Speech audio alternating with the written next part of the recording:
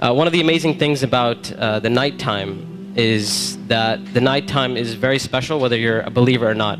One of the things that psychologists often discuss is that nights are usually considered a spiritual time. So they talk about how usually people are more willing to share and they're usually more in touch with their feelings and their emotions at night. And this is why you see when people go out on dates and stuff like that, when do they usually go out? During the day or at night? So people are more likely to be in touch with their spiritual side and their feelings and their emotions. And what Islam does is that it takes advantage of this time. So while other people are busy doing other things, a believer takes that spiritual time and they take that emotional time and they devote it to their Lord. And one of the things that the scholars often talk about is that the night is a testimony of a person's love. So whatever a person loves, you'll see that they'll usually devote their night to that. So if a person's only concern in life is to have fun and party and maximize pleasure, they'll spend their night trying to do that. If a person's concern is their afterlife and their love for Allah, then they'll spend their night in concern about their akhirah. And they'll spend their night devoted to Allah Azza wa Jal. As Allah Azza wa said, وَالَّذِينَ آمَنُوا أَشَدُّ حُبًّا لِلَّهِ. That those who believe, they're stronger in their love for Allah Azza wa Jal. It's no secret, it's no surprise that our ummah today, our nation today, is not doing too well. And I hate to be negative, I hate to be negative about issues, but this is just a reality. And the point isn't for us to become depressed and say we're a goner and there's nothing we can do. The point is, how do we bring ourselves out of this situation, and how do we become like the companions radiallahu ta'ala anhum? And this is why one of the things that is often said by the classical scholars and even scholars of our time is that if we want to rectify this ummah, if we really, really care about this ummah, we really want to change this ummah, then we will not be able to do it except that which changed the beginning of this ummah. Meaning, if we really care, we really want the ummah to progress. Now we're Muslims living in the West and we care about Muslims in America, and we really want Muslims to be in a better state. Then we have to look at the Sunnah of the Prophet ﷺ and how the companions did it. And it is in that we're going to find our ummah come to life. And the thing about the companions, like I mentioned, is that what they had and what is missing from our time is that attribute of going above and beyond the bare minimum.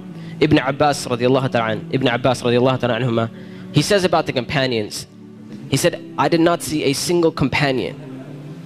He said, I did not see a single companion except that they would take something from the night.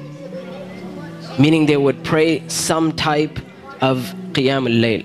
And one of the most oft questions I get from young people is, you know what, my iman is just not doing too well.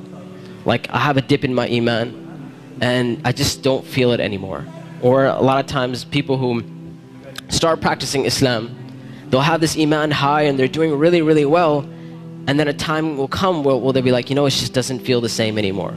Or a lot of times reverts and converts will say, when I first became Muslim, it was the most amazing experience of my life, and I want that back.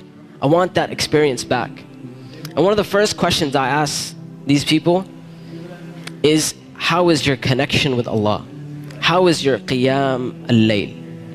When was the last time you got up in the middle of the night or in the last third of the night to pray to your Lord? And if the answer usually is, well, I don't really do that. I just try to do my 5 daily prayers. I'm just happy if I can get that in. And I tell them, I say, listen, if you're cutting off your connection with Allah, how are you going to get better?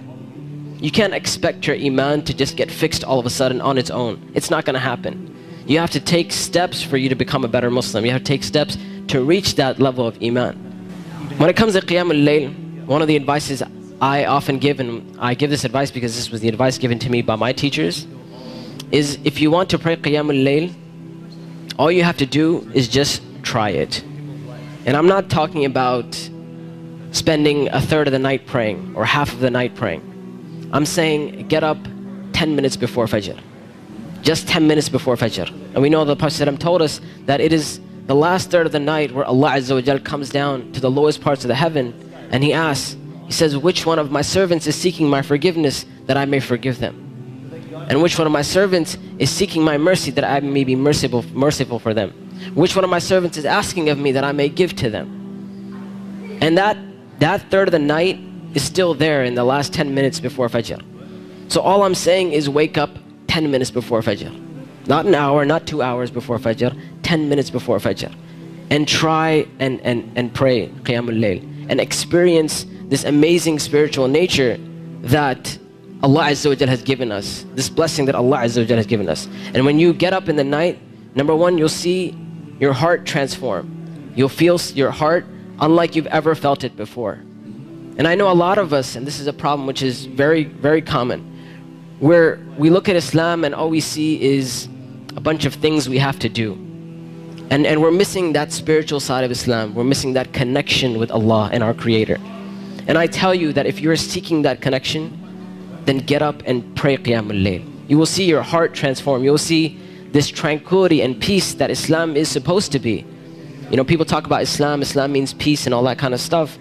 If you really want to experience that, get up in that last third of the night. Get up for 10 minutes and you will see that peace and tranquility descend upon you.